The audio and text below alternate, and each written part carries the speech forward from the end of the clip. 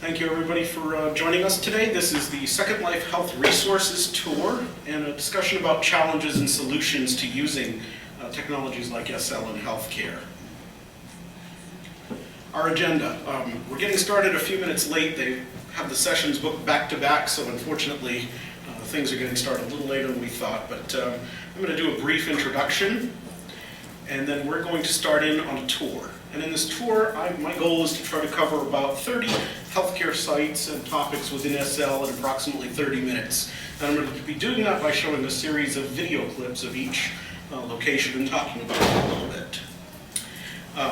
We're going to talk about challenges and solutions to using SL in healthcare. We have Lyndon joining us today. Pathfinder Lyndon is off to my right. He will be saying a few words. In addition, if I'm speaking about something and he's got something to add, he's certainly welcome to chime in at any time. We're going to try to do this not super formally. And then we're going to end this with a Q&A and hopefully some sharing with the folks in the audience. I do want to warn you of a couple of things. First of all, we are streaming the audio from this session to Second Life. That means if you do ask questions, your voice may be captured and put into the virtual world. You should just be aware of that.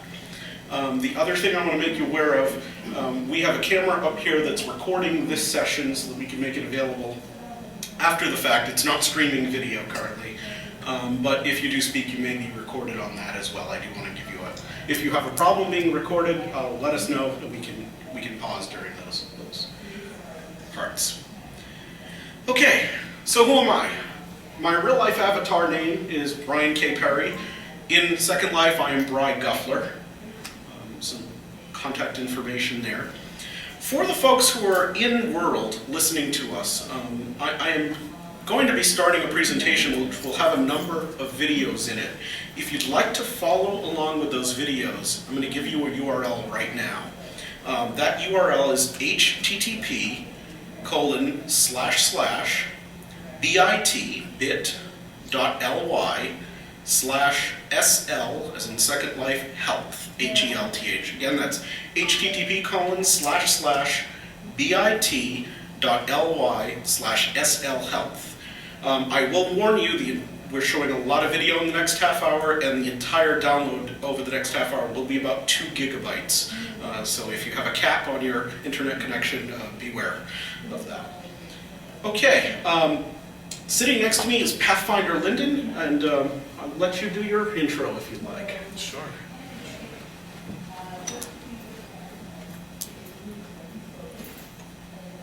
I was just about to tweet that URL so people could see that's great. the video, but I'll do it after I talk. Well, first of all, I'm just really excited to see a really amazing series of presentations that are scheduled over the next few days, specifically around healthcare, medical education, and patient care, and universal accessibility. Issues like that, I think, are becoming so important, and there's so much stuff that's happening in Second Life that's being organized by the residents, and there's collaboration now happening between these different groups, and I think that's the most amazing thing that I've seen in the past few years as this has grown. The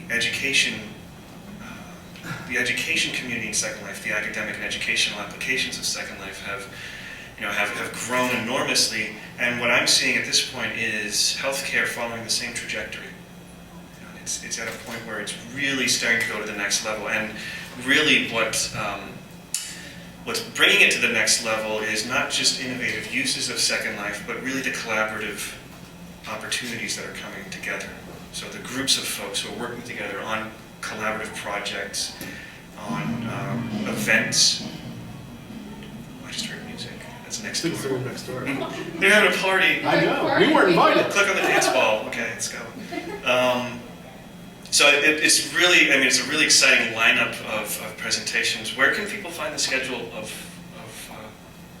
Actually, there are a number of blog posts for the entire schedule, but Okay. some of the sites I'm going to tour, I will refer to folks that are going to be speaking in particular sessions, so I'll Okay. be doing that as part of my tour as well. Okay, great. On the slconvention.org blog, if you subset by healthcare, there are all of our sessions listed there. Okay.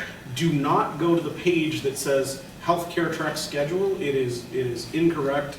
I've requested that it be updated, but it hasn't yet. That page still says it's a half-day track. Okay. It's completely. That's okay. It sounds like there are a lot of places to go. You can also go to my Twitter feed, twitter.com/Pathfinder, and I tweeted a direct link to a very concise schedule of all the events and what time they're happening in the healthcare track. So anyway, I'm really looking forward to this. Take us away, Brian. All right.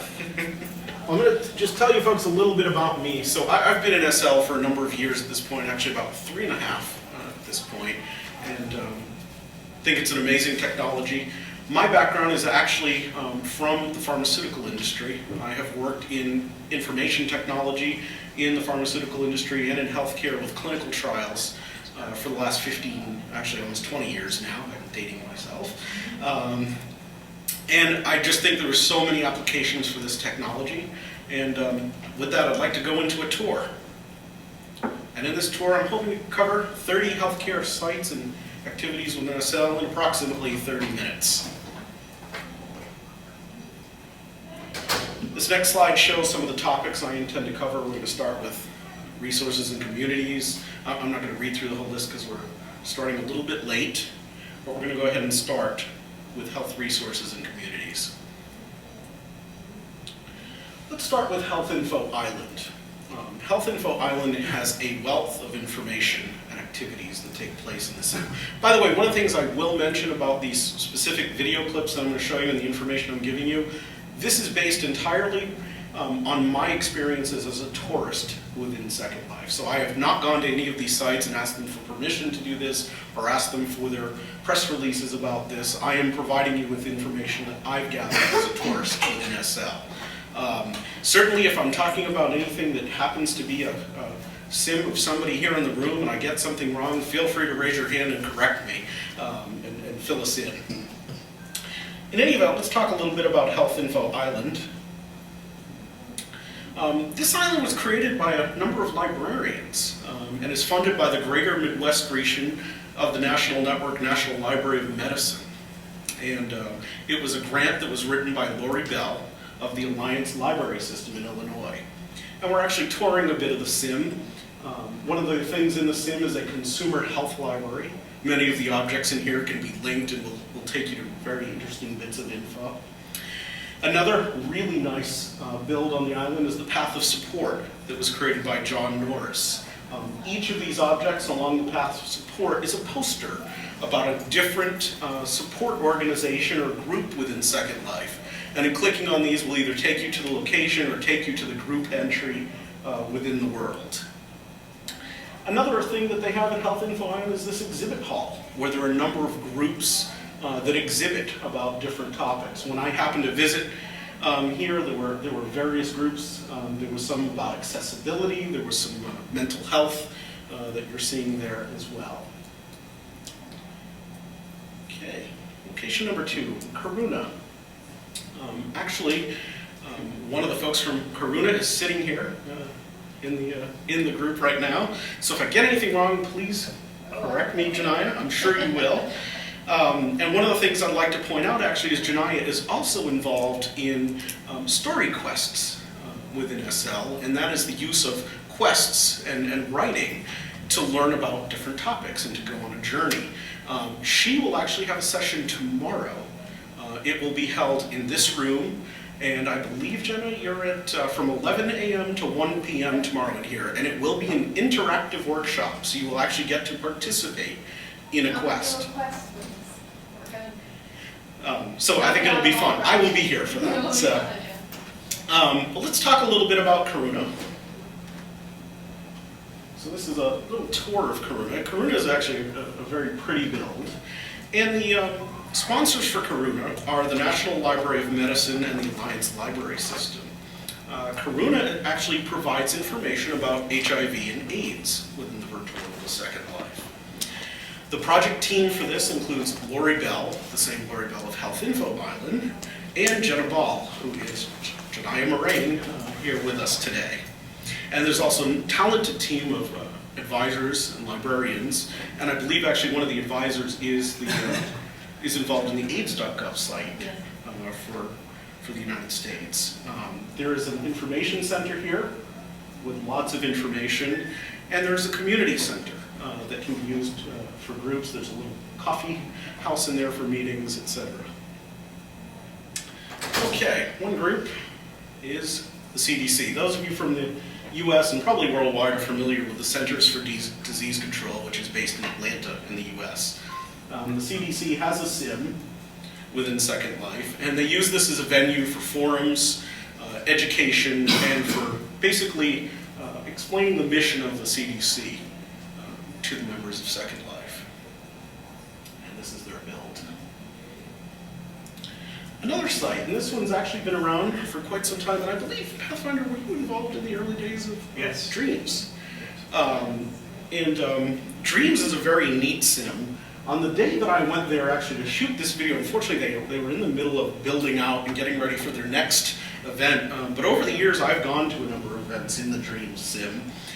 The Dreams sim was created in July 2005, so it's a fairly old build in Second Life, and the creators were the Sojourner, Soj, who unfortunately passed away in May of 2008. There was actually a very nice memorial for her. Can I say something? Absolutely. Yeah. So, You're a source here, so. well, it's a really beautiful story. When I started using Second Life before I was at Linden Lab, this was back in 2002, early days. I was fascinated by its potential, and my background is not in computer science, it's in neuroscience and neurology. I worked at Massachusetts General Hospital for 12 years, initially doing basic research in neurodegenerative disease, but then focusing on medical informatics and online communities for medical education and patient support. And when I discovered Second Life, I was blown away by the possibilities, and I started using it for creating environments to help different groups of patients and caregivers. And so I started creating a group for people who are dealing with Asperger's syndrome, and seeing how Second Life might be used as a way for them to practice their socialization skills. I also thought there was a lot of potential for particularly stroke survivors, because stroke survivors deal with an amazing amount of hardship as a result of their stroke, one of the issues being the social isolation as a result of physical paralysis. So I was looking at ways of getting them together to do interesting things, and the Sojourner was one of the folks that I brought into Second Life back in 2003 or 4, I can't remember. And what she did was she really found her groove. She turned out to, she just said, wow, this environment is so great. So she started this, I'm waving my hands and I'm getting so excited here. She started this group called Shockproof, and it was for stroke survivors, which she was a stroke survivor herself. And she started organizing this community and just started growing and growing, and she became such a focal point, such a wonderful resource for so many people. And she had this little plot of land on the mainland. Because I had an island that I'd set up for the work that I was doing, and she went off into the mainland and set up her own space, and she just blossomed into this amazing community organizer. And at one point she was like, I think I need an island. And I was like, okay, I'll work with you on that. And then, then at some point she's like, I think I need 2 islands. And so I helped her with that. So I've actually been involved in Dreams, just on the back end, making sure that it continues to grow. And they have in addition to it being just a fantastic community, and the beauty of it too is that when the Sojourner passed away, it was really hard. That's such an understatement. It was so difficult for so many people because she was such a binding agent in the community. But what she did was she instilled so much joy and inspired so many people that her vision continues to live on just as strong, because she She planted seeds, and I think that's the recipe for success for so many of these things. But one of the fun things about Dreams Island is every year they have Dunk-a-Linden contest for fundraising. And it's been going on for like years now. And so like we show up, bunches of lindens show up, and you get to throw balls at us, and we sit in these on these platforms over tanks, and the tanks are, full of water, and if you hit the thing, then we fall in. Sometimes there are sharks in the tank, and people get excited about that. Yeah, and the other thing that I think is, I don't think many people know about this, but in the battery office, in the main office of Linden Lab here in San Francisco on Battery Street, we have different conference rooms, and they're named after different regions that are special to the Linden Lab that we just sort of find really interesting. And the big main conference room is called Dreams. Oh, that's awesome. So, and there's a picture of it on the wall. So. That's great. All right, well, thanks for that. Excellent Excuse story. me, I just got a question asking where you're streaming this. This is, unfortunately, they did not tell me the location within SL where it's being streamed. There are a number of sims named SLCC, followed by Tampa, New York, Chicago. We are in one of those, but they have not told me which one specifically. Thanks. One thing I will mention is that right now Dreams is run by the Dream Travelers Group and led by Golda Stein and Dory Warnstein. Let's talk a little bit about Health Commons. Health Commons is part of the nonprofit Commons estate of Sims. And in this Sim, it's home to a number of nonprofit organizations, and if anyone's involved in a nonprofit and needs space, certainly contact the nonprofit Commons folks because they do provide rentals and access within their Sims. There's a number of neat builds here. One is by a gal named Picos in CT Huntress, and she provides information about polycystic ovarian syndrome. There's a Metabody Community Health Center, which provides information about men's health. And there's Team Fox, which provides and accepts donations for the Michael J. Fox Foundation here. Okay, I'm going to move on. The nonprofit I think that Sim's been there for a while, but the builds on it seem to change every time I visit. So there seems to be folks flowing through there. One thing, I will give you a URL at the end of this presentation, which will have the SL URLs for all of these sites so that you can visit them. Okay, let's talk a little bit about accessibility and assistive technology. One of the things I'd like to point out in our track in healthcare on Sunday from 10 a.m. to 1 p.m. we have 2 sessions back to back about assistive technology. The first one is a panel called Accessibility to and Benefits of Second Life. The second session is actually a demonstration and a workshop on Max, the virtual guide dog, which I will be covering in a bit as well. But Virtual Ability is probably one of the premier locations within SL for the folks who are differently abled. And actually, Gentle Heron, who is the president and CEO of Virtual Ability, Inc., which is a fascinating story because Virtual Ability really started in-world and then became a real-world nonprofit. So often you hear about nonprofits coming in-world. This is a scenario where an organization started in SL and then became a real-life nonprofit. So Gentle Heron will be speaking on Sunday morning as well. It's also important to note that Virtual Ability was one of the first groups to become part of the Linden Gateway program, which allows sites that have created islands that can provide a unique experience for folks coming into SL. So the Virtual Ability folks actually can register folks right through their website, take them directly to their island instead of the Linden orientation. And as you see, they have a very specialized orientation that talks about how to use Second Life using assistive technologies and ways that you can leverage Second Life with different abilities.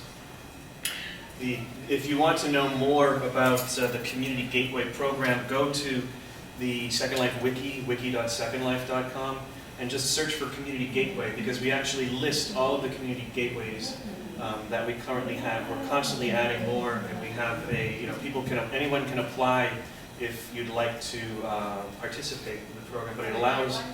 I'm sorry. Are there guidelines there? Yes, all the information is on that wiki page. Sure. And I mentioned briefly the virtual guide dogs, and just want to talk a little bit about that. There's a group within Second Life called the Virtual Helping Hands Group. They have this sort of kiosk set up where you can actually get a copy of the virtual guide dog. There's some pictures from the Helen Keller Day event of some avatars with the virtual guide dog. It is an amazing scripted object. You wear it as a scripted object, and it provides folks who are visually impaired the ability to navigate the virtual world. And it is truly amazing to see somebody who is completely blind able to navigate their way around SL, utilize objects, find out about avatars around them, etc. If you're around on Sunday and have an opportunity, come see this workshop. I think it'll be exciting. Okay, let's talk a little bit about outreach and support. There are lots of outreach and support organizations within SL. If you do a search and search for virtually any kind of ailment, condition, sort of group, you will find many of them. I've picked a few here. This is not meant to be an endorsement. There are lots, so if you happen to be involved with one and I didn't pick it for this, please don't be offended. I think there are lots of great groups out there. But one group that I did tour was the Autism Society of America. And this is a scenario where a real-life group, the Autisms, created a build within Second Life, and within this build you can see they have a library. They have information that you can click on and download. They have a great area for doing presentations and lectures. This is a great example of a real-life organization that's come into the world. Certainly an organization that's really embraced Second Life is the American Cancer Society. And actually on Saturday morning, we have an outreach and support panel. That will be at 10 a.m. In this room as well. That group will have actually Poppy Zablin will be presenting, and Poppy, actually she's here right now. Poppy will be presenting and talking about cancer outreach within Second Life in particular. But I will say, American Cancer Society, this is a group that has truly embraced Second Life, and their Relay for Life fundraiser that they do every year has just grown in popularity and grown in success. And in 2009, the last I checked, the number was over 250,000, but Poppy just informed me that it actually was more than 274,000 US dollars that were raised within SL. And the Relay for Life in SL is I went and shot some video of it. It was just an amazing event. The number of people that were there made shooting video a little difficult because of the lag, but it was a popular event. Another group, and actually I believe, Poppy, you're going to cover this one in your presentation as well. I'm not covering it. Oh, okay, but you are mentioning. Visiting it. Gotcha. Well, Diabetes UK is a real-life non-profit group within the UK. It's a charitable organization. It provides education, support, and engages in diabetes research. They have created this SL presence with some information, some meeting spaces. Another example of an external organization coming in world. Next one, actually, Pathfinder, you might want to have something to say about this one. Live to Give. As a matter of fact, would you like to do this one? Because I'm going to let Pathfinder do this one because he was involved in this in his early days before he became Pathfinder, Lyndon. Yeah. So I'm going to go ahead and let the video play and you can chat. So this was a, I love that view. So this was a project that originally was started. It was June Marie Mahay, who was working with a group of individuals in the Boston area who were all dealing with cerebral palsy. And she was working with them in the physical world. And she was bringing them into Second Life. Their collective avatar was called Wild Cunningham, so they basically all shared a single avatar, so Wild Cunningham, yeah. And they were accessed by the group in this group home. And basically I helped them by creating, giving them a place where they could put their creations and share what they wanted to share with the rest of the world. The video is showing different exhibits. I mean, it's sort of it's hard to describe, it's sort of a tapestry. The island is just a tapestry of things that these folks wanted to share with other people in Second Life. Some of it, in this picture here, they're showing some of them wanted to share what they looked like in real life and what the challenges were that they were facing in the physical world around communication and mobility and identity. And one of the best quotes was, I remember one of them saying, Second Life lets me be more of who I really am. And I think that was just a very beautiful, just a really beautiful quote. So anyway, the island was a space for them to, again, create things to share with other people. Wild Cunningham, though, roamed all over the grid. There are many stories of him showing up at all these really interesting locations and being like, "Hi, who are you?" It's like, "We're a group, but we're one avatar, and we're working with someone who's helping us interface with the computer." And they would sit around as a group in front of this, in front of this big projection screen, and watch what they were doing in Second Life. And so, for them, it was incredibly liberating, and it allowed them to connect with people and share parts of who they were with a wider group of folks around the world. And again, using, being able to create a physical space. Here are folks who are extremely challenged with just going outside, and to be able to be given a tapestry of land to create whatever they wanted to create. That was a really great opportunity for them. Well, thanks for sharing that with us. The group within Second Life that has come in is the Association for International Cancer Research. And this is another real-world organization based in the UK. It's a charitable organization. And they fund cancer research projects around the world.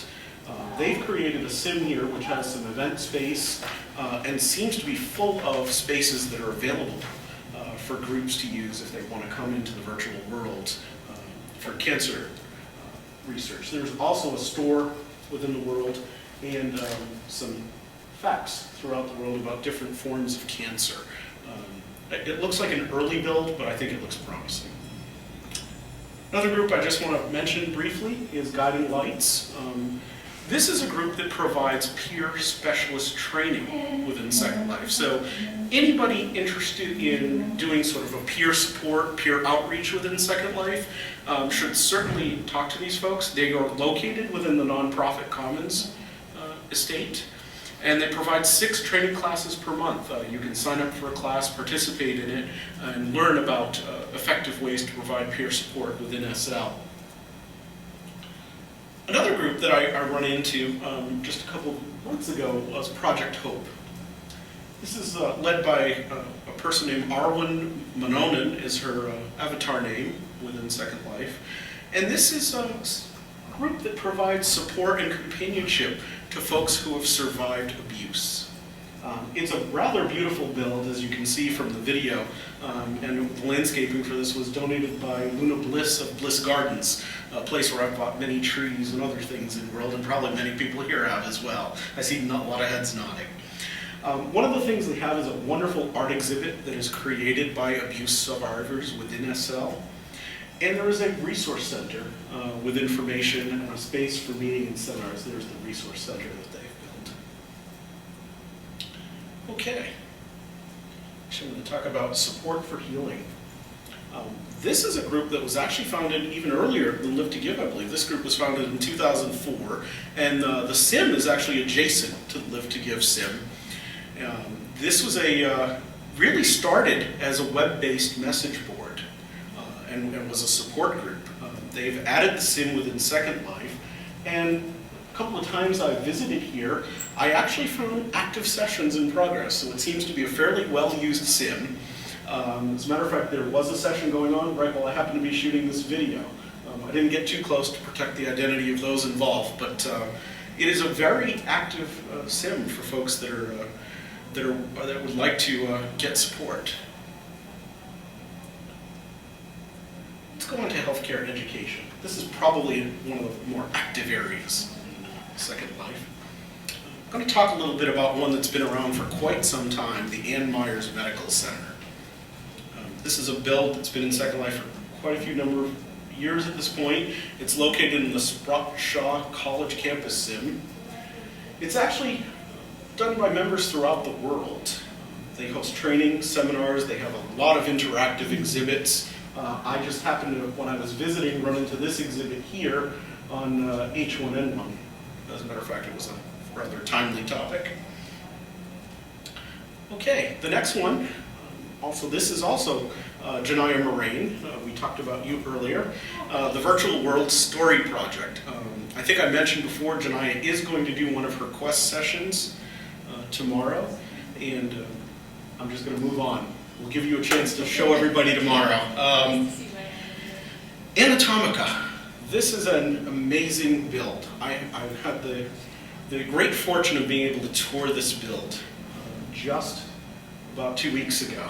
And Anatomica was built for the Relay for Life 2009.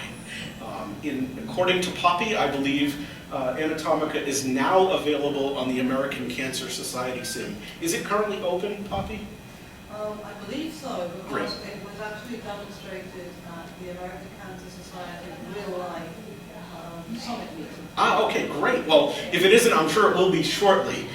But this build is just truly amazing. In this build, you actually go through a series of trainings, and there are 3 levels of training that you need to go through.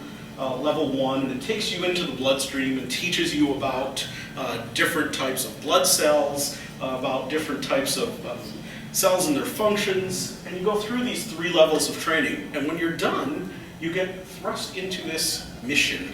And in this mission, you fly through using a red blood cell, or if you want to go through with a partner, you can go through this submarine and basically go through the bloodstream and zap bad cells. And actually, there just happened to be a couple of folks going through at the time. What an amazing build. What a great use of the technology. Another group using Second Life for neat, and I hope everybody gets to visit that one, because that one just blew me away when I visited it. This group is actually quite interesting. The Wisconsin Technology Enhanced Collaboration Nursing Education Group. This group has actually built a few sims within SL. They have one build, which is coming up here in the video in a second, which has training for nurses within different interactive settings. It's got an Office of Public Health and a few other different things. But another build that I found here, that'll be coming up in just a second, was a very neat disaster simulation. And apparently they use this to teach folks how to do triage and how to handle situations. And here's actually some video clip of it. In this case, it's actually a plane crash. And when you walk through this build, there are bodies in sort of different states. And this is used. This is just a great way to do education. Another build. This one's been around for quite some time. Is Genome Island. This was created by Marianne Clark, Max Chatnoir, and who's a professor of biology at Texas Wesleyan University.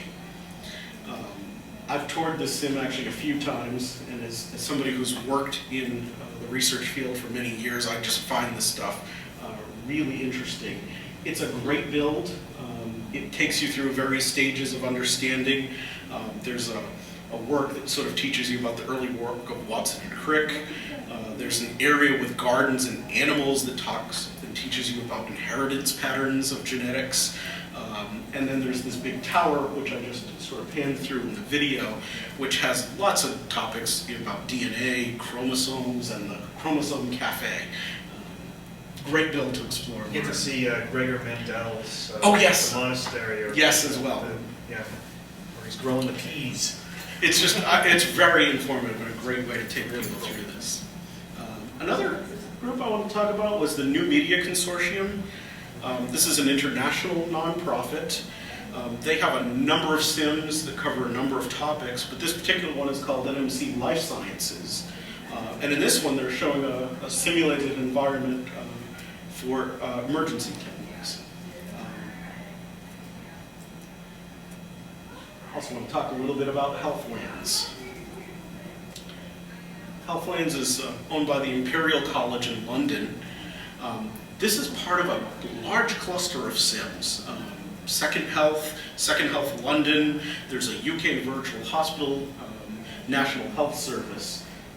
And this is being used to do simulations and training as well. It is a really neat build. I definitely recommend visiting this as well. One build that I just happened to see, I think it was on one of the SL Health mailing list, was a virtual birth unit.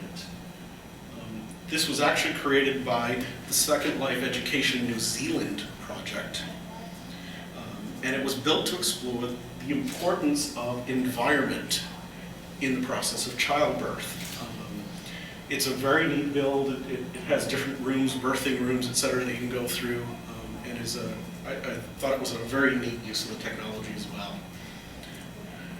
Okay, this is actually a fairly old build. This one's been around, I think, since 2004.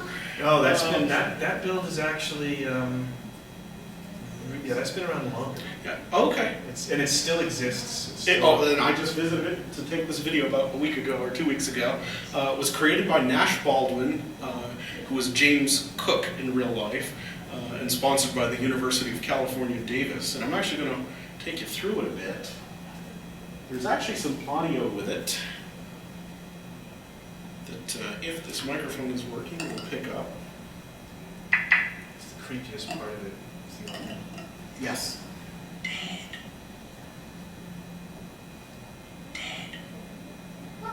Dad, nothing. You're a worthless human being. And the whole point of the build is to teach you You're nothing. what it's like to be a certain individual with schizophrenia. And this was modeled after a real life Kill individual. yourself now. Come on. Do it. Kill yourself. Kill yourself. Kill yourself now. Come on. Do it. And one of the things it talked about was this person, when they looked in the mirror, they saw themselves dying. You don't even exist. So it simulates this so you can This see is what all just this an life illusion. was like. You're nothing. Join us. Join The us. person also talked about the Dead. floor dropping out from We're under all up them, to him. feeling like they were walking on stepping stones. Do it now. I actually had to... I'd like to make a comment on that too, actually. Ah, please do. Well, one of the challenges, and having worked in the neurology field in my previous life, one of the challenges is for healthcare professionals to really understand what a patient is going through. It's one thing to have a list of here are the symptoms, here are the challenges that they're facing. It's another to try to step into their shoes at the next level. And so I've talked with healthcare providers and nurses who have they know that yes, if you have a schizophrenic episode, there are auditory hallucinations, there are voices talking to you in really unsettling ways, but it's a completely other thing to be in a three-dimensional virtual world where you're hearing these voices, where the voices are spatialized, because that's how the hallucinations happen as well. You hear the television talking to you when it's turned off, and to be in a three-dimensional environment like Second Life that's simulating the spatialization of the voices and the fact that you can hear, a common schizophrenic episode is like you hear the telephone lines talking to you. You can hear the voices coming from the lines, and it's localized, and it gives healthcare providers, healthcare professionals, medical students a greater level of understanding of what the patient is going through, because you can log out of this, but someone who's schizophrenic can't log out of these types of hallucinations. And so I heard repeatedly from medical professionals, from medical students saying like, wow, this really brought it to another level for me. I have a deeper understanding of exactly what my patients are going through. And that, of course, increases the empathy, which increases the quality of healthcare, which is the ultimate goal. Excellent, thank you. Okay, I'm going to move on to a little bit and talk about some research, because this is an area that I'm particularly interested in, because I think Second Life is a fantastic platform for research. One sim I want to talk about is Connected Health. This sim is actually owned by the Partners Healthcare System, which is the nonprofit organization that runs a significant number of the Harvard-related hospitals in the Boston area. And this is a sim they created, actually. And in this sim, they conducted a study within Second Life. And for anyone who's involved in conducting studies, this is a pretty monumental jump to use a virtual world technology. But they use this sim to teach the Benson-Henry relaxation response. And in this build, you see we're going through this area. These are a number of balls that are numbered 1 through 8. Each one of them gives out a HUD for one of 8 sessions that take place over an 8-week period. Each session takes place with folks sitting around these pads. They're able to teach yoga on these yoga mats. And there's a labyrinth that's used in one of the sessions. If anyone is interested in how to conduct studies in Second Life, Dr. Dan Hawk will be presenting tomorrow in our track at 2 p.m. It is actually the only healthcare session not taking place in this room because Dr. Hawk will be presenting remotely from his office at Mass General Hospital in Boston. He will be presenting virtually with us in World. We will be located in the Grand Ballroom for that. So if you're interested in this, he will be not only giving a tour of the island with some participants who were in the study, but he will be talking about how the study was designed, how it was built, how he was able to get an IRB approval to do it, and as well, for the first time, I believe publicly, he will be disclosing the results of the study tomorrow. I actually, for full disclosure, participated in this as a participant, as a study subject. And it was an amazing experience for me to do that as well, to see the use of this technology for doing studies. So if you're interested in that, that's at 2 p.m. tomorrow in the Grand Ballroom. Let's talk a little bit about design and development. Second Life is absolutely a great platform for doing, now I'm hitting we're just animated here. We're so excited. That's you it. guys, you can't see us in World, we're just bouncing off the walls. Trying to stay warm. So the Palomar West Hospital, this is an amazing build that was done by Palomar Pomperado Health here in California. Actually, it's in the San Diego area and sponsored by Cisco as well, where they actually modeled the entire build for a new hospital that was being built. And as well, they demonstrated a number of Cisco-enabled features for connected health and connected hospital features. The real-world hospital is actually an $811 million project that will be completed sometime in 2011. So if you get a chance, definitely visit this sim as well. It's a very neat. There's a Porsche in the front parking lot. If you hit it, the alarm goes off, just to warn you. I never tried that. Yeah, I'd have to do it. I jumped on it, the alarm went off. Very realistic. I'm going to talk a little bit about visualization as well. Second Life is a really neat technology for doing 3D visualization. I've worked in the pharma industry and research for close to 20 years. And in the early days, we would buy $100,000 Silicon Graphics workstations, put on 3D shutter glasses, and then folks would design drugs using them. Now we can leverage a platform like SL, move our avatars around 3D objects for similar things. I just think that's an amazing leap, over the last 10 or 15 years. This particular molecule is actually near and dear to me. This is actually a commercial product. It's Lexiva, which is an HIV, an AIDS drug that I happen to work with a group of scientists. I was their computer geek, basically, back in the early 90s. So as soon as I got a hold of the ability to create a molecule in Second Life, it was the first one that I had to do. I know a lot of people like to do caffeine as well. I see caffeine molecules everywhere. Because it's easy. like dopamine is very easy Sure. to do. Very simple. I wanted to go for something with 110 atoms. Just for fun. So I want to talk a little bit about that. So if anybody's interested in actually building 3D molecules in World, there's a great tool for doing that. The one that I use to create that is called ORAC. And the place you can get it is actually at the Drexel Chemistry Corner. It's in the Drexel University sim. And it's within this build for chemistry. And it's actually kind of tucked away here on the side, right there, that pyramid object. If you click that, it will give you an ORAC. And I'm actually going to give you a quick demo of ORAC. ORAC's an object that was created by Hiro Sheridan. And what it is, it's this, click properly. There we go. That you click on, it, then you can give it chemistry notation. You can use either the SMILES format, which is the Simplified Molecular Input Line Entry System format. It's a very common chemistry notation, or INCHI, or INCHI key, any three of those. And virtually any molecule can be expressed through one of those strings of characters, and then the object goes and it reses. Wow. That is just amazing. Look at that. And then it goes and builds the bonds between them. I just thought this was the coolest. Unbelievable. And again, you can pick that up at Drexel University in their chemistry corner. And right at the end here, I'm going to give you a URL where you can get SL URLs to all 30 of the sites that we're talking about. So I want to talk a little bit about groups and other things. One of the things that, this is a group of people mostly that use Second Life. Search is your friend. If you're interested in something healthcare related, you can find it in SL. I have not been able to use any common thing that I want to look for and not find it with an X.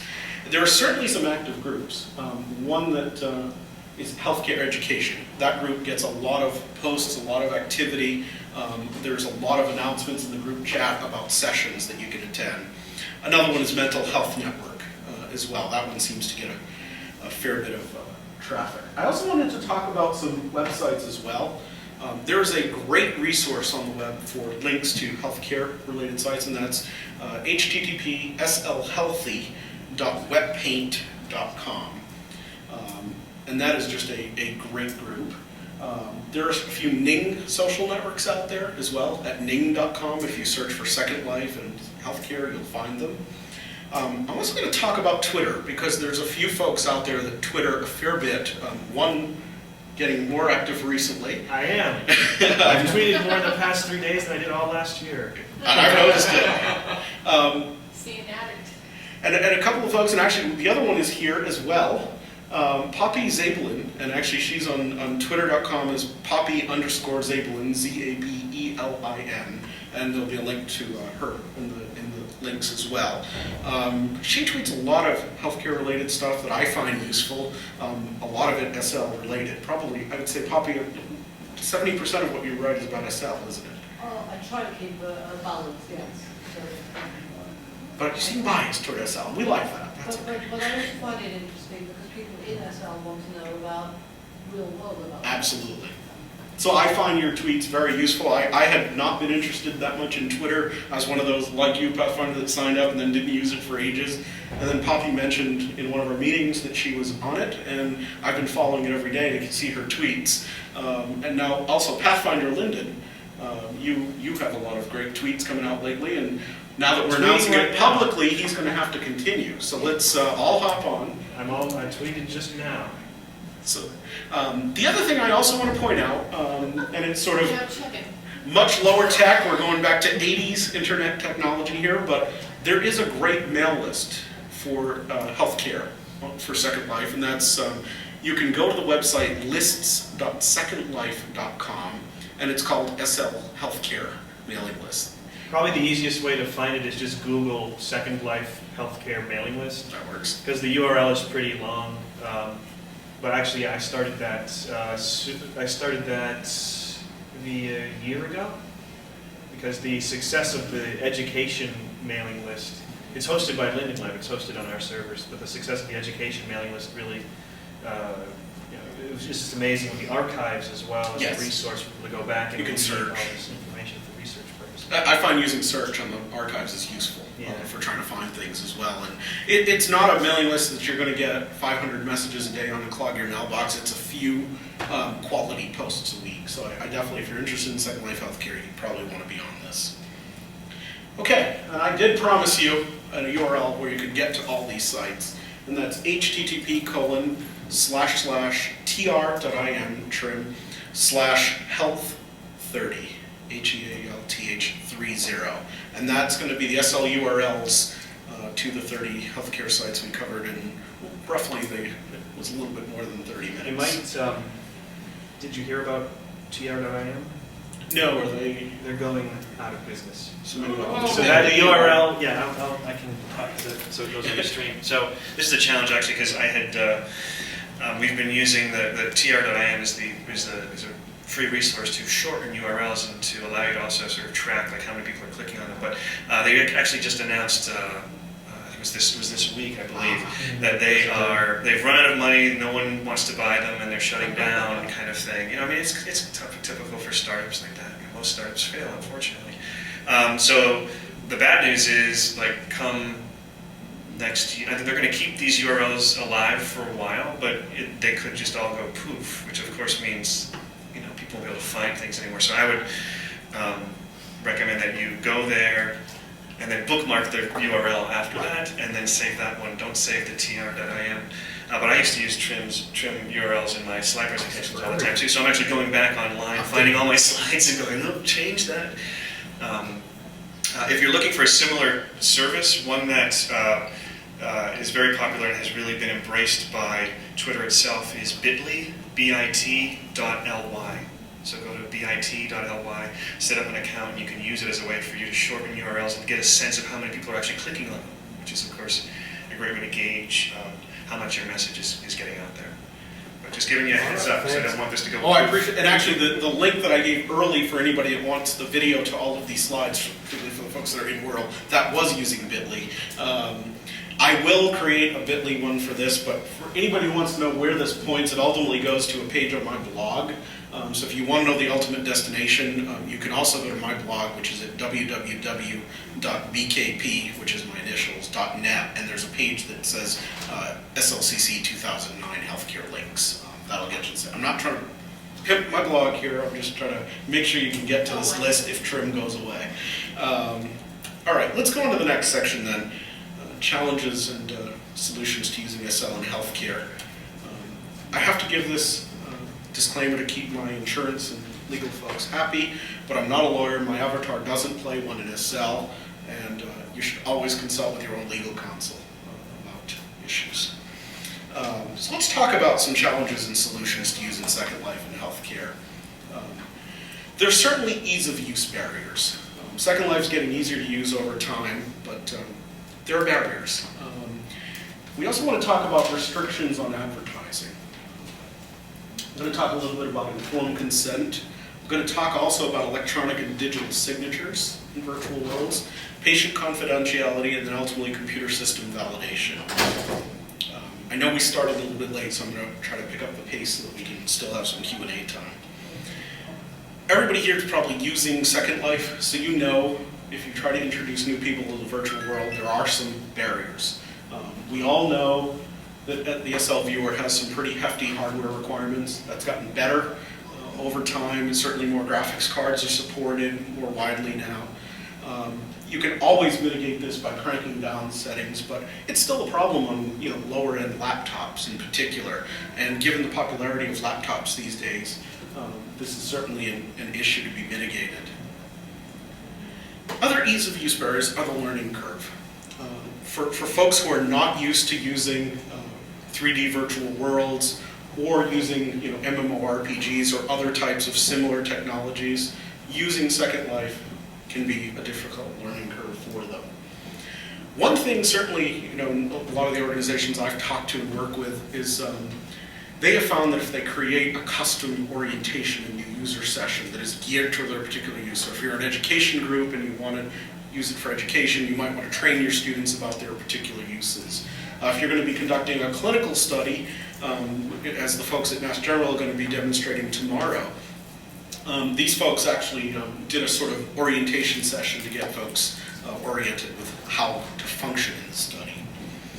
Certainly, one of the things you can do is use the Reg API, which is something you can apply for and get access to through Linden Lab, so that you can register people directly for your study or your training class and have them go directly into your sim or to your region.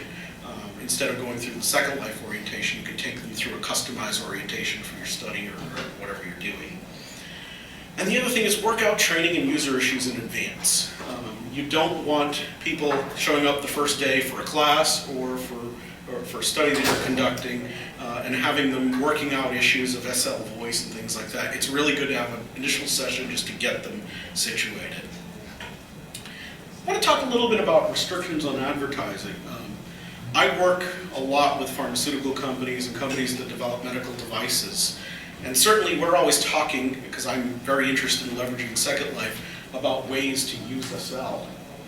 And one thing that we always have to be aware of is that regulatory bodies, such as the FDA, the EMEA in Europe, Health Canada, have restrictions on the way that drugs, medical devices, and such can be promoted and advertised. And certainly, using them in a virtual world or using them as part of a treatment in a virtual world could be viewed as promotion or advertising. That's something to bear in mind.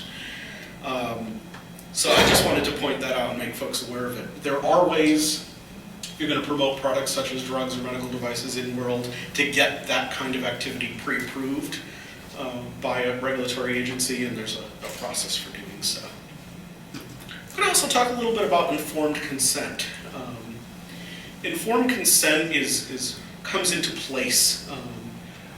There's a fine line between just publicly observing what people do versus actually having them participating in a study that you're doing. And whenever participation is involved, it typically requires informed consent, which is that you've apprised the patient or study subject of the risks to what they're doing, etc. It's very similar to the kind of informed consent you might have to give before agreeing to a medical procedure. The other thing, if you're doing a study, you also have to get Institutional Review Board, IRB, approval. And that can be a challenge. Most IRBs these days are still not familiar with virtual worlds. So if you're a researcher or a physician that wants to do a study within SL, going to an IRB and trying to explain to them what a virtual world is can be a huge challenge. In addition, these folks want to have control over the experience. So often in a study, an IRB has to approve the room that you'll meet with people in to participate in the study. They have to do similar things with an SL as well. So you need to, I always tell people just view it as yet another venue for conducting your study when you get IRB approval. But something to bear in mind. Some other challenges with informed consent. Well, avatars they're pseudonyms. They're not real life names. And there are ways to mitigate this. There are ways to tie pseudonyms to real life names. This is a problem that's, as Pathfinder and I were talking about earlier, this is a problem that's gone on for a long time. Some of the work I've done in the 90s was actually using the web for doing clinical trials. And the same kinds of things came up. If the patient's going to enter their diary information via the web, how do you identify them? How do you keep it secure? And I'm actually going to talk a little bit about electronic and digital signatures in a bit, which is one way to possibly mitigate this. These people could be coming from unknown physical locations. So you may have approval to do a study only in the United States, for instance. You don't know necessarily that your avatars are in the United States. So that's another issue to mitigate. And then finally, obtaining signatures. There's a lot of folks in a virtual world who do not want their real life identity to be public or to be available. Yet, in order to do informed consent, for instance, you need to obtain some kind of signature from them. So let's talk a little bit about one way you can do that. Certainly, we have electronic signatures. I bet everybody here is actually at least cursorily familiar with electronic signatures. And by that, let's first talk about the definition, and then I'm going to use some examples of ones that probably say, oh yeah, I've used those before. But the definition, and I grabbed this, I believe, from Wikipedia, an electronic sound, symbol, or process attached to or logically associated with a contract or other record, and executed or adopted by a person with the intent to sign it. So basically, it's some kind of representation of a signature in lieu of their physical signature. In many locales, such as the US, the European Union, Australia, etc., electronic signatures have been given legal equivalency to physical signatures.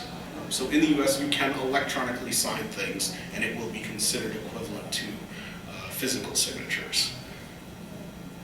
So let's talk a little bit about electronic signatures in SL. Certainly one way, and I'm going to give you some examples of other ways you may have used this. Oftentimes, we sign up for banking or for other websites, and you read the terms of service, and at the end they say you must type "I agree" and your name to continue. And then there's a little statement below it that by doing that, you're electronically signing the terms and agree to them. That's an example of an electronic signature. We can do similar things in SL. We can capture a statement of signature in chat via an object, via a script, then maybe transmit that information to an offsite website that securely stores it. Maybe the avatar is going to click on an object. Every avatar in Second Life has a key, a UUID, unique to that avatar, and only assigned to that avatar, assigned to no other avatar. When an object is clicked or when an avatar comes within range of an object, objects can detect those keys and store them. That can be used. You can store either of the above with the data being collected or the agreement being made. However, it is possible in these scenarios to repudiate, to say, I didn't do that. And that's one of the dangers of electronic signatures. So I want to talk a bit digital signatures. Digital signatures are a step above, shall we say, electronic signatures. And they're implemented with asymmetric cryptography. I'm going to try not to go too deep into cryptography in here, but public key cryptography is basically what fuels e-commerce. SSL, when we do an HTTPS session to go to a website, the encryption that secures that connection is done through public key cryptography, so it's something we all use on a regular basis. One of the fundamental tenets of making public key cryptography work is that there are pairs of keys. These are passwords. I'm oversimplifying by saying passwords, but they're keys. There's a secret key, which is known to the person that wants to encrypt or sign something. And then there's a public key, which is freely given out to anyone that might want to be able to read that data or verify the signature of the person who signed it. However, to do these, they have to be implemented properly. A poorly implemented cryptographic system is not secure, it's not provable. Luckily, there are plenty of documented, well-researched, open technologies that can be used for this. And one important thing is that they provide non-repudiation. It is virtually impossible if you've used a private key to sign a document, if later that key is verified, you cannot say that key wasn't used to do it. They're very secure. So I do want to talk about something here. So we've talked about digital signatures and electronic signatures. They are not the same. Digital signatures can be used to implement an electronic signature, but not all electronic signatures are digital signatures. There are plenty of electronic signatures, I told you, like typing "I agree" in your name, that is a valid electronic signature, but that is not a digital signature because it has not been done through cryptography and it's not provable. So let's talk about digital signatures in SL, because this is something I've personally played with. What I've actually done is created a digital signature object, and in this case, it is a very ugly standard square prim. I didn't apply any textures or whatever, but it's a scripted object. And what this object does is it allows an avatar to touch it, provide it with a secret key through standard chat, and the object records their avatar ID and the key. In addition to that information, the avatar gives the object the information they want to sign. It might be an agreement, it might be an informed consent piece of text. The object then takes that and provides a digitally signed version of it. I'm going to show a little diagram here of how that works. This is pretty technical stuff. I've saved sort of these topics for the end. Hopefully this is going to give you some food for thought to go and look at it. If you don't understand the details of it from here, I'm happy to talk about it after the session some more. But I just want to go through how this might work. So we start with a digital, and there's our standard ugly plywood cube in Second Life. We have some data that we want to sign, or an agreement of some sort, maybe an informed consent or something. We provide that information to the object via chat. We can cut and paste it into the window, however we want to do that. This object computes something called a digest. This is a mathematical cryptographic checksum. I'm oversimplifying here, but it's essentially a representation of this document that is a numerical representation of the data in this document, such that if we change anything in this document, that digest no longer goes with it. From there, we have an avatar. In this case, Ruth. Anybody who's been in SL for a while probably knows Ruth, because when SL was having trouble downloading textures or avatar shapes in the early days, you would appear as Ruth. I can't tell you how many times I showed up looking like that, which was very disturbing, to me at the time at least.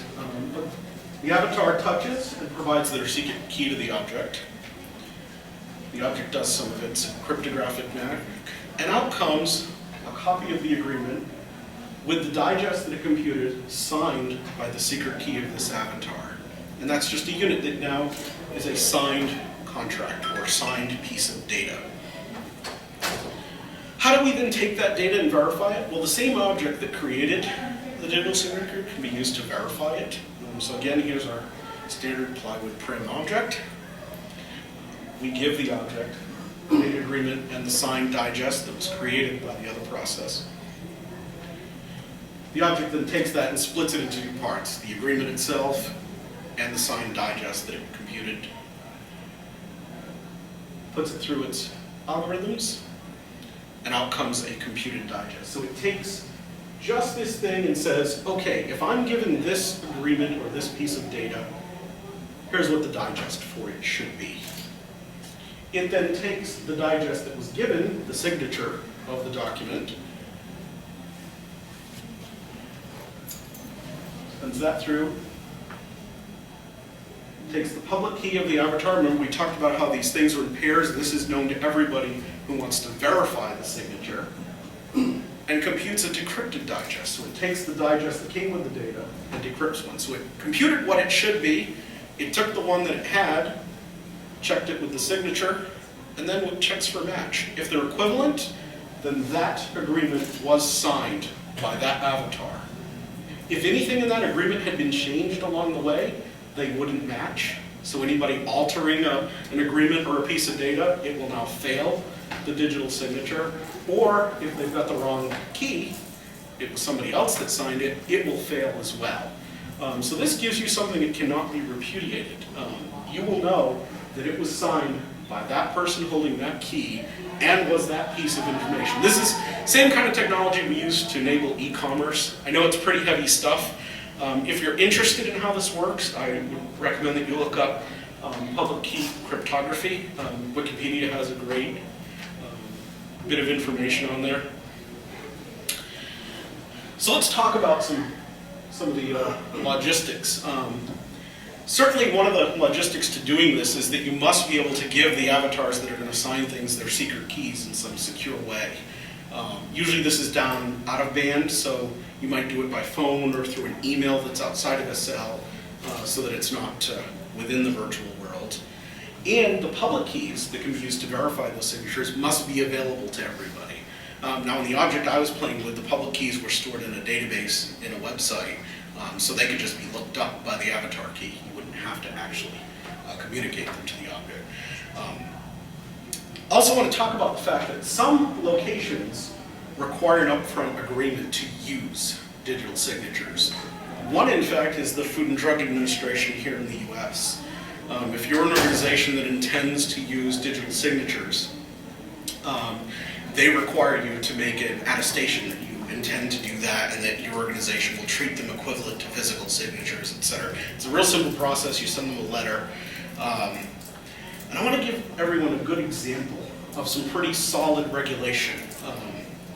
And I'm a guy that doesn't think a lot of regulation is very solid out there. But this piece of regulation is actually pretty good. And it's Part 11 of, actually it's subpart 11 of Part 11 of the Code of Federal Regulation. 21 of the Code, 21 CFR 11 is basically what it's called.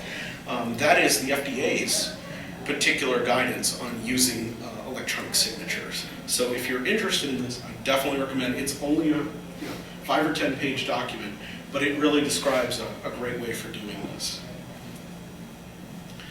Okay, let's talk a little bit about patient confidentiality. I know I picked up the pace on this stuff. I'm trying to make up for the fact we started about 20 minutes late, so if you have any questions on this stuff, just hit me up afterwards. But let's talk a bit about patient confidentiality, because this is something people get kind of nervous about.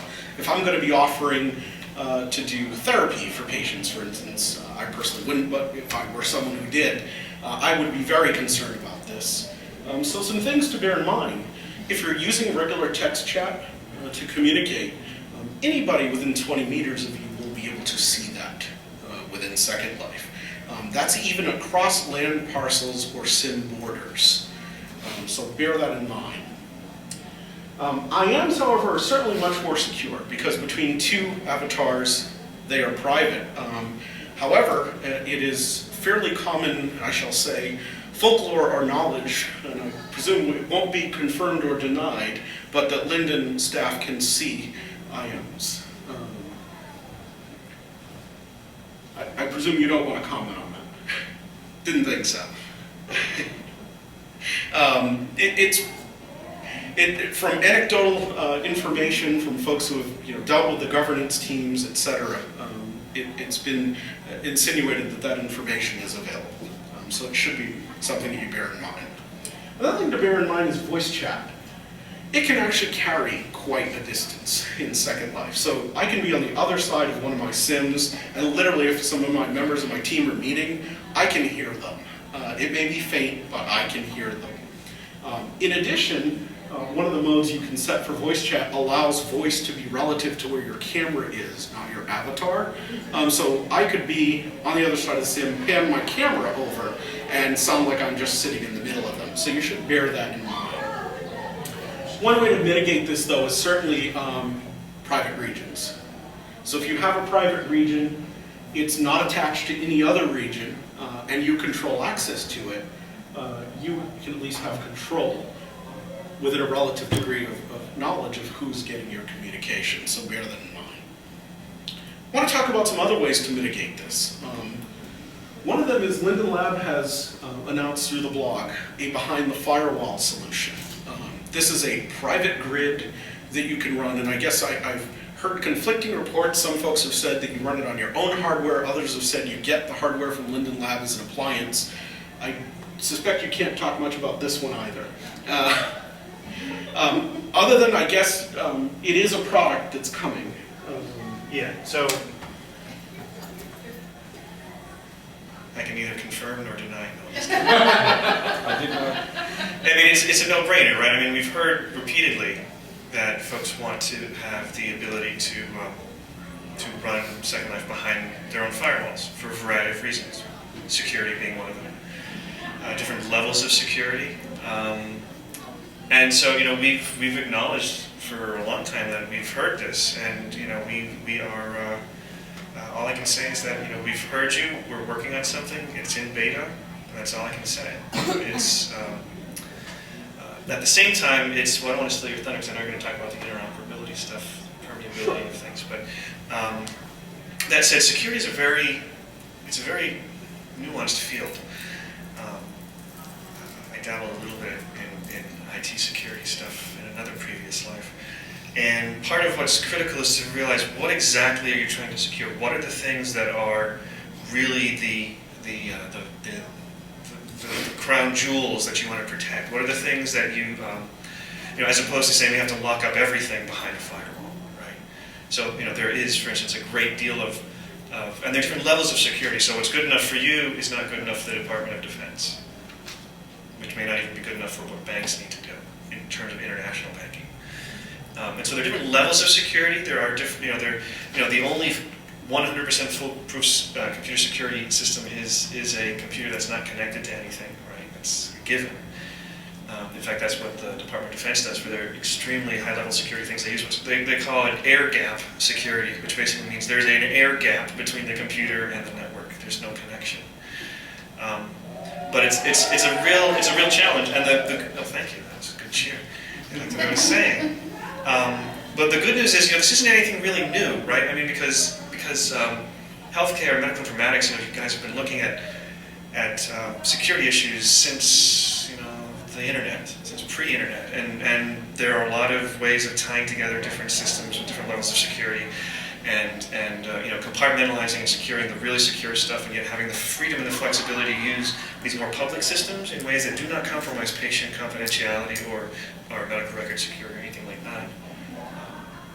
So there are different levels. So I think there's a great deal of very secure stuff that you can do with Second Life on the main grid, and there's a great deal of value by having a presence on the main grid too, as you can see from all these sites that we were looking at, right? The ability to leverage all of that content and jump around freely. But you're going to talk more about that. All right. Well, and actually, I did want to talk about one other option that I know some folks have looked at, and you might want to cover your ears for this one. I am totally open to this. But Open Simulator. There are some groups that are leveraging Open Simulator, which is an open source implementation of a Second Life-like simulator environment. If you're interested in that, it's www.opensimulator.org.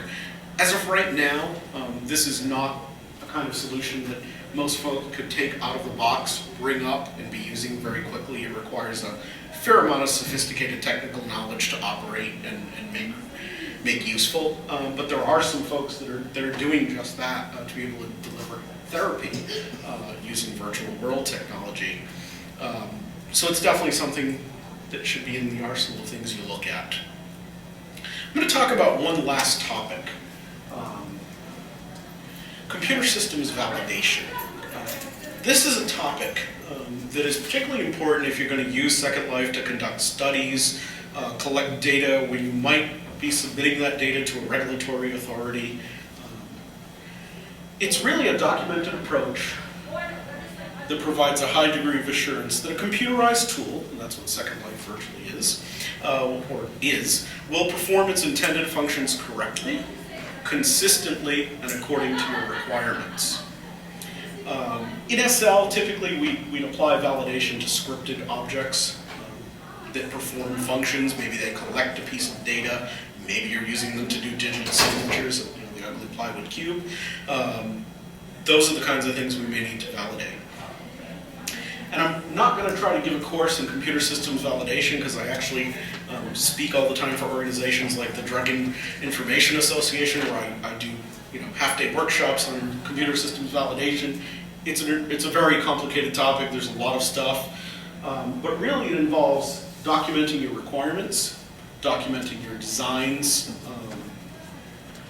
assessing the risk, coming up with a plan how you're going to show and test that the object works repeatedly, writing test scripts, creating something called a traceability matrix, which shows that for every requirement you've tested it and you're sure that the object or script can do it, and then some summary reports that outline the work. But more importantly in validation is the concept of change control. So if you build a scripted object that you're going to collect data from patients, let's say, and you then want to use that data for some major purpose, maybe you want to make a decision about safety, for instance, of a product. If anything changes over time to that object, such as the environment that it's executing in, or you change the way it works, that must be done under what's called change control. And in change control, you have to document the kinds of changes you're making, assess the risk of the changes, and test to make sure the changes aren't going to make the object no longer perform in the way that you want. Well, this has some particular challenges for something like Second Life. First of all, the public grid for SL is maintained by Linden Labs. They update the software on it from time to time. If it's a security update, that update may occur very quickly and without notice. I believe that happened just last week with 1.27.2. There was a hole that was fixed, and that was applied just a few days after 1.27.1 was released. This happens, or they may change hardware, etc. This presents a problem for change control, because if Linden Lab changes the environment or changes the way LSL, the scripting language, works as part of that, this now has created a change in your environment. Your object may not work the same way, and this happens from time to time.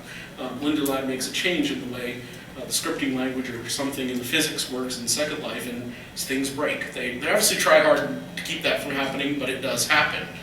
And this is a problem from change control. I want to point out this is not a problem that applies just to the SL grid. There are lots of technologies people that are implementing today called software as a service. The idea that you purchase applications out in the internet cloud instead of running software on your own local machines. And any time you have a service provider that's providing you with a software service, we need to wrap up, will do. That happens. So there are ways to mitigate it. One might be to use the behind the firewall solution and have an agreement with Linden Lab that they won't update your private grid without notifying you first. Another is Open Simulator, and the other is scripted objects that retest themselves. And I want to talk a little bit about that. This is a great example of using something outside of Second Life, the connectivity between Second Life and the outside world. So we start with the world. We have an object within the world. Yes, I like ugly plywood objects. And we have a trusted web server. It's a server sitting on the net, just like any other web server that runs applications. This is an object that wants to perform a function. Maybe it's an object that's going to collect data from a patient. Each time we're going to use this object, we have it connect out over the internet to the trusted web server and say, okay, I'm going to do something. I want to make sure I'm still okay. From here, the trusted web server sends a challenge to the object and says, okay, you're going to be collecting patient data, and some of the data you're going to get from the patient is vital signs, and this other data, and you're going to do computations on it. So I want to make sure Linden Lab hasn't done something to break the way computations work. So it sends a challenge, some math challenges. The object does the computation, sends the response back to the server, which then says, great, you're valid, you did the response correctly. If it didn't, it would send a shutdown, you're not working anymore response. And that may happen multiple times. So if you're doing, there I go with my animated hands, a number of operations, this object, the server can query. And this is something that actually becomes a lot easier to do just with recent implementations in the LSL language. In the past, objects could easily connect to outside web servers. With the 1.27 server release that came out about 4 weeks ago, I think it was, objects within Second Life can now be web servers. They can have a URL on the net that can be challenged from the outside or accessed from the outside. And in this case, we use it for our trusted web server to come in and challenge it once in a while. This is extremely powerful. And as Pathfinder mentioned, there are lots of ways to leverage. Perhaps you want to store your data outside of Second Life to mitigate your security concerns.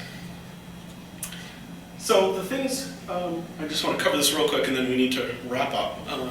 So this object always retests itself against the outside system. You may want to do it each time the object's resed or every time it's used, for instance. And the outside server may send as many challenges as necessary to verify and validate the object. Another thing that's useful, I mentioned that avatars have UUIDs. We need to wrap up? Okay. You're on next. Okay. I'm on next. Well, then I gotta let you You go. gotta love me. Although we started 20 minutes late. But we're going to be done within 5 minutes. Okay, cool. Thanks. All right. That's Joy. She's one of the board members of the SLCC, so I have to let her know. We'll just talk about the fact that we mentioned that avatars have unique UUIDs. It's an ID tied to an individual avatar. It doesn't change over time, and no other avatar has it. The same is true for every object created in Second Life. So every time you res a cube, it gets a UUID, and that UUID is unique and tied to that cube for its life until you de-res it. Those UUIDs can be used. Perhaps an object connects to the outside server. The server can say, is this an authorized object? Is this allowed to collect patient data, for instance? One thing, though, that you should bear in mind, if you're using an outside web server to validate an object in world, that web server itself has to be validated, of course. So that's something to bear in mind. Yes, question? Would it be possible to modify the code sufficiently so that someone that has a CAT card or the government identification can take that certificate, make that certificate the UUID for an object? Let's say we're going to create a simulated badge swipe or something like that to get into an enclosure in a sim or something like that. Well, I don't think you can change the UUID of an object, because those are assigned at the time the object's res, but there would be no reason that providing that ID code within the world then can't be verified outside. You can't actually change the UUID of an object, but you can associate that ID with the object as some kind of secret key or password, for instance, and then verify that. To the UID and then transfer that, but it has to be an authenticated security. Right, you'd probably use the UUID as a way to authenticate that it came from somewhere. It would be the equivalent of the secret. Of a secret key, exactly. Michael, and just to jump off of that, have you played or tried any of using a public PKI like a VeriSign type certificate? So like using just getting one from a certificate authority? No, I haven't yet. No, but certainly, with the new Mono, with the scripting capabilities we have with Mono, I would think doing something like that would certainly. Well, I'm just wondering if that would, if you had an authoritative service, we all know security, where we understand that that's Sure. primarily their strength is because it's an authoritative service. We could create a PKI infrastructure.